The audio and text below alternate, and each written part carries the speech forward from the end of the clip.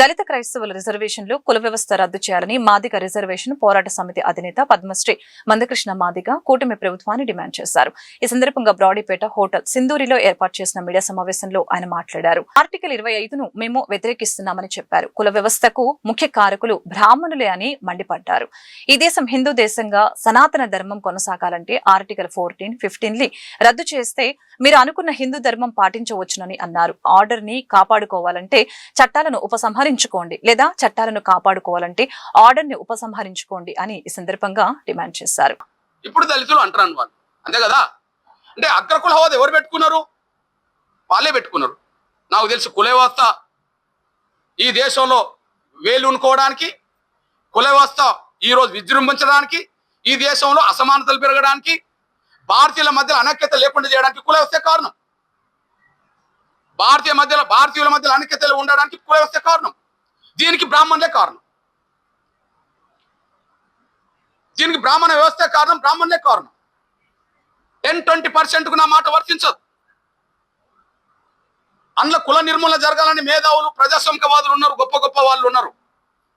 కానీ వాళ్ళు దీనికి అనుకూలమైన మెజార్టీ బ్రాహ్మణ వ్యవస్థ ఈ కుల వ్యవస్థను పెంచిపోతున్నది.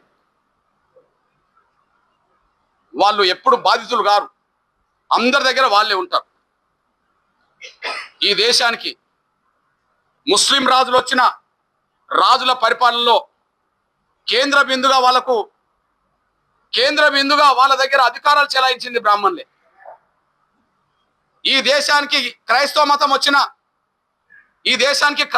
వచ్చిన బ్రిటిష్ ఇండియా ప్రభుత్వంలో అన్ని వ్యవస్థలను ప్రభావితం చేసింది బ్రాహ్మణులే.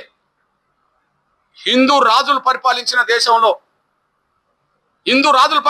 దేశంలో ఆ రాజుల దగ్గర ఎక్కువ లబ్ధి పొందింది బ్రాహ్మణులే. కాబట్టిగానే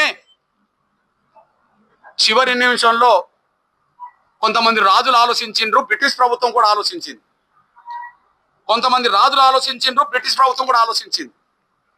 అందులో మొట్టమొదటి రాజు, కొల్హాపూర్ రాజు సాహు మహారాజు ఆలోచించాడు. ఏం ఆలోచించాడు? ఈ వ్యవస్థలో మొత్తము అధికారులందరూ బ్రాహ్మణులు అయిపోయినరు. బ్రాహ్మణేతరులందరికీ ఒక హక్కులు కల్పించాలని చెప్పి రిజర్వేషన్లు ఇచ్చాడు. ఎవరికి ఇచ్చాడు? దళితులకు ఇవ్వలే. ఒక్క బ్రాహ్మణేతరులందరికీ ఇచ్చాడు, బ్రాహ్మణులకు తప్ప. అంటే అర్థం ఏంటిది? బ్రాహ్మణేతరులందరికీ రిజర్వేషన్లు అంటే అర్థం ఏంటిది?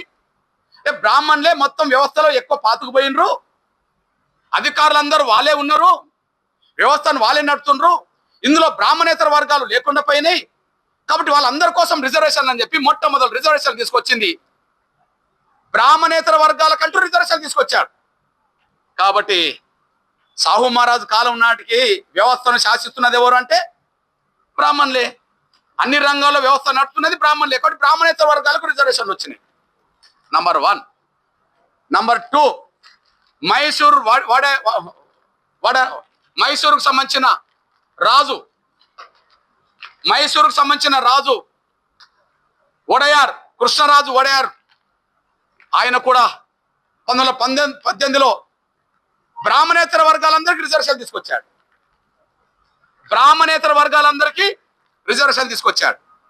ఆ బ్రాహ్మణేతర వర్గాలందరికీ రిజర్వేషన్ తీసుకొచ్చిన కాలంలో ఆ వడయార్ రాజు దగ్గర దివాన్గా పనిచేస్తున్నది మన మోక్షగుండం విశ్వేశ్వరయ్య. ఆయన బ్రాహ్మణుడు. రాజు దగ్గర దివాన్ ఎవరు? బ్రాహ్మణుడే. కానీ ఆ వడయార్ అనే మన రాజు బ్రాహ్మణేతర వర్గాలకు రిజర్వేషన్ కల్పించే నిర్ణయం తీసుకున్నప్పుడు ఒక కమిటీ ఏర్పాటు చేస్తే